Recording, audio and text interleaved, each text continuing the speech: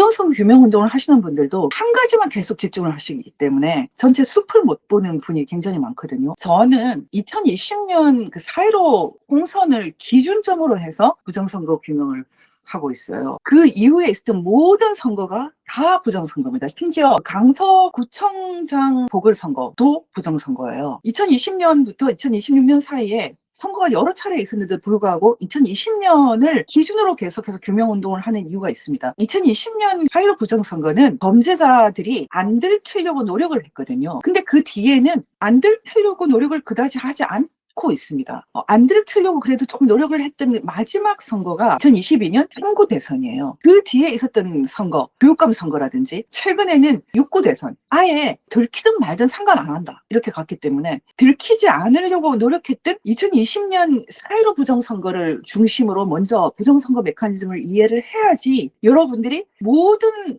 사태를 다 볼 수 있거든요. 2020년 선거를 중심으로 부정선거 메커니즘을 다 풀었기 때문에 의문이 없어요. 그래서 저희가 빨리 다른 대책을 세웠거든요. 우리가 했던 가장 중요한 대책은 미국과 같이 가는 거예요. 2020년부터 저희는 트럼프 팀과 공조하려고 굉장히 애를 썼어요. MPK 팀 말고 다른 분들은 현장 증거를 수집해야 되기 때문에 저희하고는 길이 조금 달랐습니다. 그리고 이 현장 증거 수집은 솔직히 저희가 하는 역할만큼이나 중요한 것도 사실이거든요. 계속 어떤 종류의 증거를 수집하고 있어야 되는 것은 틀림없습니다. 다 역할이 좀 달라요. 대부분의 부정선거 규명하는 분들과 굉장히 큰 차이가 뭐냐면 저희는 장기적으로는 수개표도 중요하고 장기적으로는 전자개표를 사용하지 않는 것도 중요하지만 지금 일어나고 있는 한국의 대규모 부정선거는 전자개표기가 중요한 것은 절대로 아니다. 이게 핵심입니다. 전자개표기 얘기를 하지 않는다라는 것은 어떤 의미가 있냐면 이미 선거 개표 전에 필요한 표를 다 집어넣는다.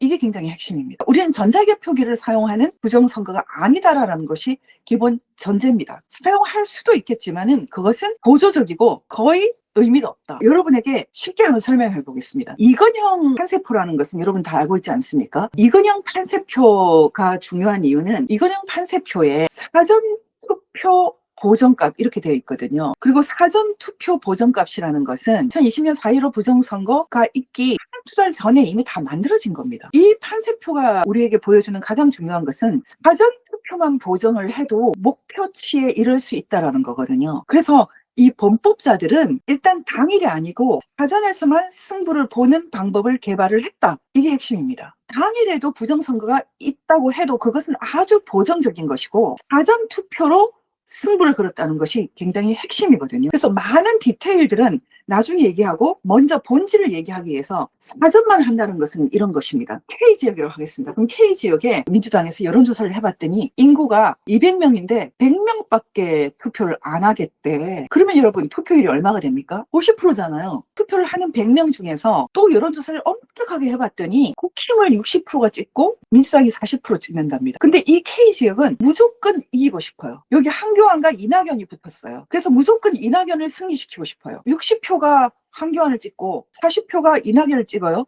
몇 표가 필요합니까? 승리하려면? 최소 표가 21표죠. 21표만 필요한 거예요. 그럼 여러분 21표를 어떻게 마련할 거예요? 전자개표기로 마련할 겁니까? 전자개표기로 마련하다가는 다 들키잖아요. 사전투표에 무조건 집어넣을 수가 없잖아요. 예상되는 투표율이 50%였잖아요.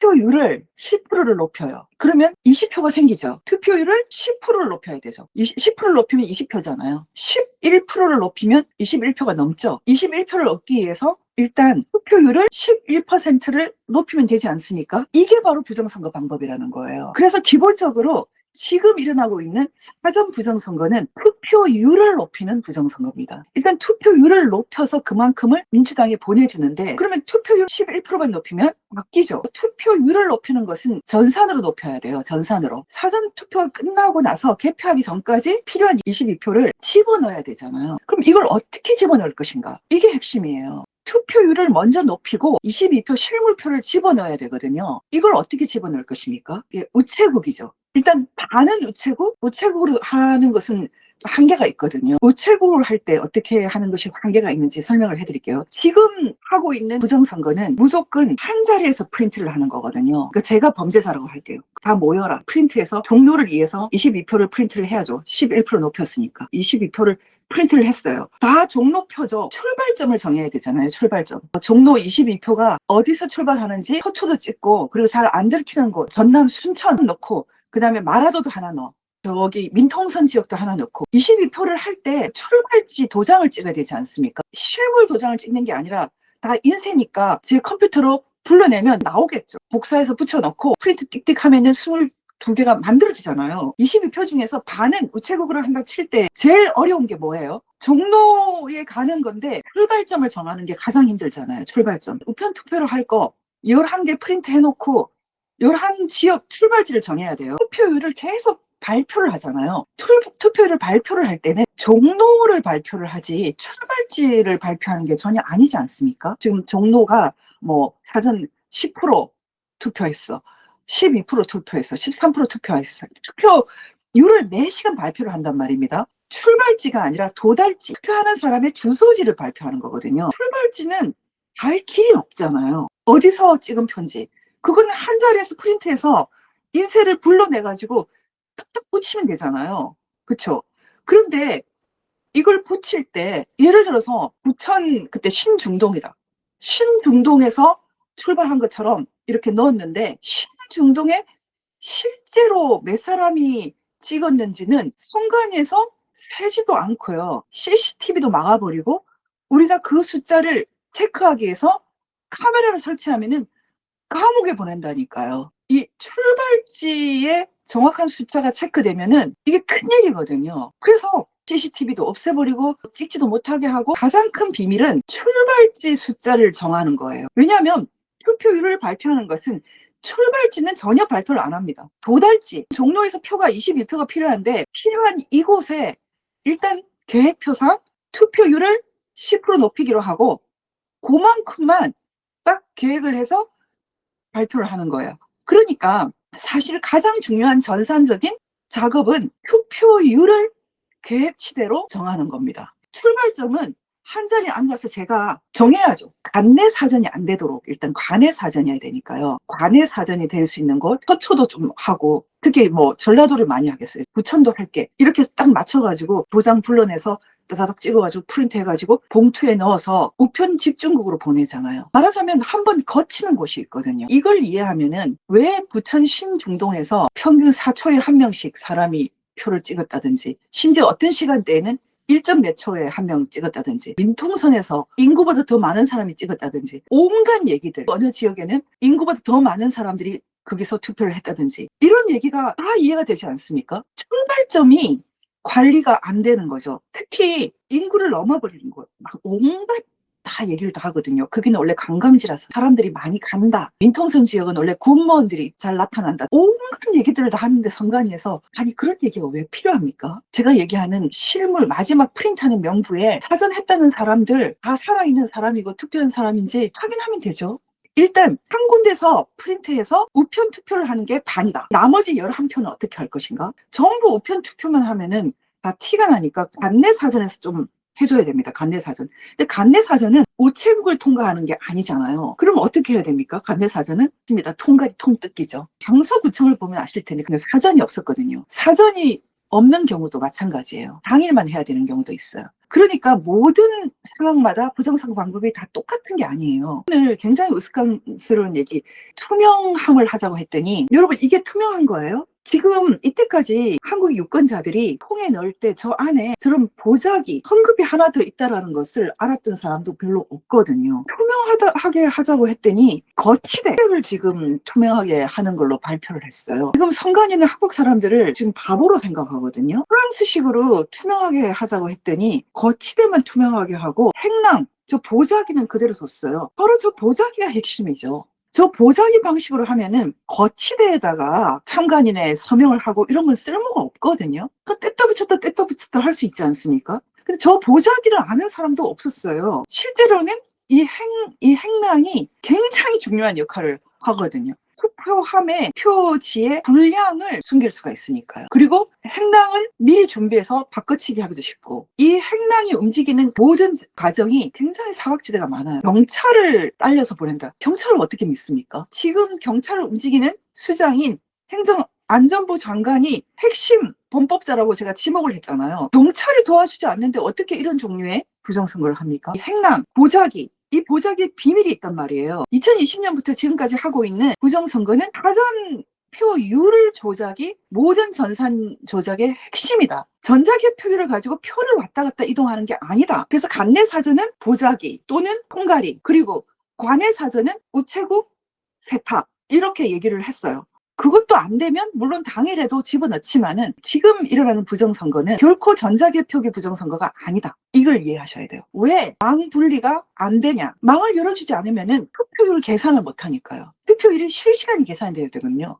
처음 여론조사를 할 때는 더불어민주당이 50%를 생각을 했는데 해보니까 40%밖에 안 왔어. 아, 큰일 났네? 그럼 표를 어떻게 하지? 더 줄여야 되나? 이런 계산을 매 시간 단위로 해야 됩니다. 그래서 투표율을 계산하기 위해서는 전체 망이 관리가 돼야 되거든요. 그래서 반드시 망이 열려 있어야 됩니다. 전자 투표기를 움직이기 위해서가 아니고요. 표를 더 찍어내기 위해서가 아니고 투표율을 계산하기 위해서 무조건 필요한 겁니다. 이 투표율을 계산을 하고 나면은 11%를 높여야 되는데 오늘 하루 우리가 일단 6%를 높였어. 그럼 내일 사전할 때 또 5%만 높이면 되지. 완전히 우리가 투표율을 제대로 성공적으로 높였어. 그럼 그만큼에 해당하는 실물표 계산 22표야. 22표만 성공적으로 집어넣으면 우리가 승리하는 거야. 22표는 반드시 사전투표를 할 때 넣을 필요가 없는 거죠. 표가 다 계산이 되고 나서 넣어도 된다는 거죠. 시간이 충분히 있잖아요. 여러분 다 이해되십니까? 그래서 어떤 일이 벌어지냐. 2020년 선거가 끝나고 대규모 부정선거가 이제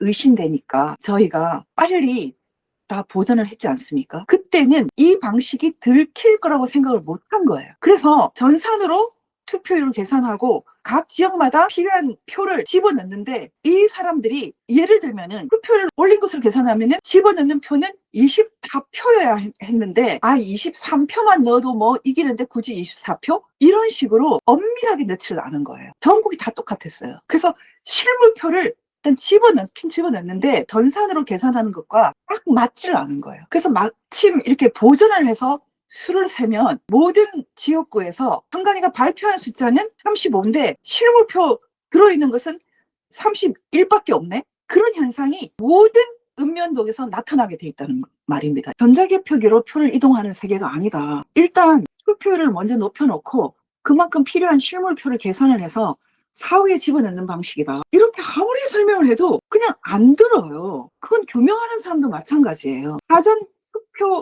투표율을 높이는 방식으로 하니까 어떤 현상이 벌어지냐면 예를 들면 중구는 계산을 해봤더니 민주당 후보가 30%밖에 안 나와. 국힘이 70%야. 무조건 국힘이 이겨. 그러니까 여기는 투표율을 10%를 높여줘도 이길 수가 없어. 근데 종로에 10% 높였는데 중구에 10%를 안 높여주면은 피곤하잖아. 그냥 그래서 종로를 기준으로 해서 일단 전국을 다 10% 높이자.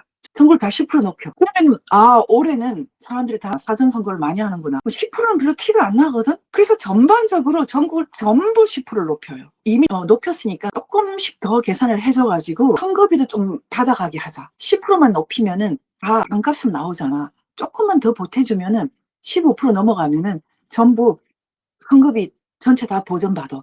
이렇게 욕심을 부렸던 것이 2020년 선거였다는 거예요. 여기다가 조금씩만 더 움직여서 일종의 해커의 지분 같은 걸 집어넣자. 전한길 이준석 토론회에 나가서 사실은 이 하두를 던져둔 거예요. 이영돈 PD님이나 박주인 변호사님이나 계속해서 통계 얘기를 하는데 애초에 설계를 할 때 전국을 10% 이상 높여버리면 당연히 대수의 법칙이고 뭐가 없는 거죠. 무조건 안 맞죠. 거기에다 설명을 할 게 뭐가 있습니까? 설계를 할 때 10% 높였는데 어떻게 대수의 법칙이 맞습니까? 아까 제가 얘기했던 것처럼 출발지를 랜덤으로 종로에 도달지만 생각해서 출발지는 아무거나 끄집어내다 보니 뭐 실수가 많이 났죠. 버그가. 민통선 지역도 많이 들어가고 전라도 지역은 안 들키니까 너무 지나치게 많이 들어가고 이런 식으로 출발지만 관리하고 있거든요. CCTV로 못 찍게 하고. 그렇게 하다 보니까 당연히 부천 신중동이나 아니면 뭐 파주 민통선 지역이나 이런 현상이 당연히 생기는 건데 그 말을 해서 뭐 합니까? 출발지를 하라로 계속해서 부풀리고 있는 거잖아요. 어차피 이렇게까지 모든 증거를 인멸하고 아무도 알 수 없게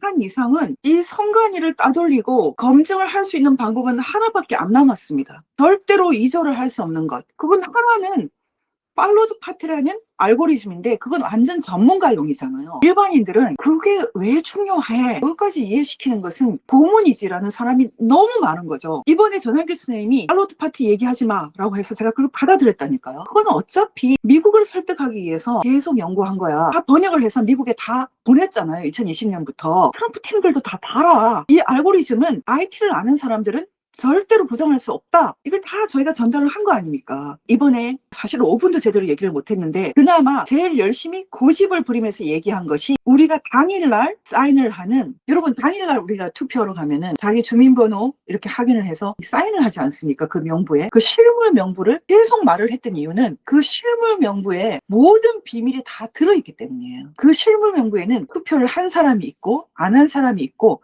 사전에 한 사람이 있어요. 근데 그 사전에 한 사람 중에 사전에 한 사람, 진짜 사전에 한 사람은 일단 다 들어있습니다. 그런데 사전에 안 했는데도 불구하고 한 사람도 들어있다는 거죠. 여러분 이 얘기가 이해가 되십니까? 통합선거인 명부인데 이 통합선거인 명부가 전산으로 돼 있어요. 전산으로 돼 있는 것은 또 우리를 속일 수 있어요. 그런데 절대로 속일 수 없는 것은 통합선거인 명부 중에서 프린트 아웃돼서 동사무소에서 관리하고 나중에 당일까지 끝나고 나서 딱 마지막으로 결정되는 프린트 아웃된 실물 명부. 이 실물 명부에는 최종적으로 당일 한 사람, 안 한 사람, 그리고 사전에 한 사람이 다 나타나 있는데 통합선거인 명부란 말은 이제 쓰지 마세요. 왜냐하면 통합선거인 명부가 전산 형태로 되어 있는 것은 또 조작이 가능해요. 마지막으로 당일 선거하기 전에 이걸 한번 프린트를 하게 돼 있어요. 프린트를 하고 나서 당일날 가면은 사인을 하고 투표를 하는데 그때 이미 사전을 한 사람은 전부 표시가 돼 있어요. 그리고 안 한 사람도 표시가 돼 있고 그럼에도 불구하고 풀려져 있는 사람도 표시가 돼 있어요. 근데 그 사람 중에는 죽은 사람, 감옥 가 있는 사람, 식물인간이 돼 있는 사람, 그런 사람들이 많다는 거예요. 최종적인 종이 명부. 그게 지금 우리가 확보할 수 있는 유일한 증거죠.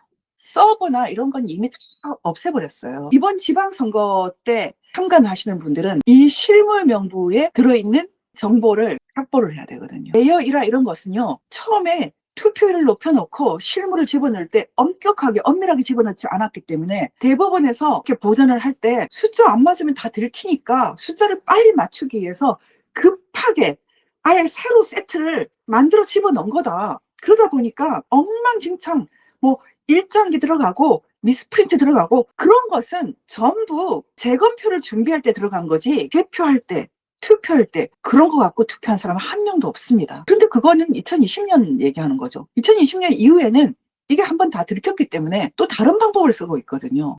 표를 더 정확하게 계산해서 집어넣어요. 더 정확하게 집어넣기 위해서 이제는 어떤 방법을 쓰냐면 아예 그냥 안 맞으면은 뭉탱이를 집어넣는 벽돌을 투여합니다. 벽돌 신권 다발이 대거 등장한 것은 2020년 이후입니다. 이번에 또 숫자가 안 맞으면 큰일 나니까요. 여러분 이제 이해가 되십니까?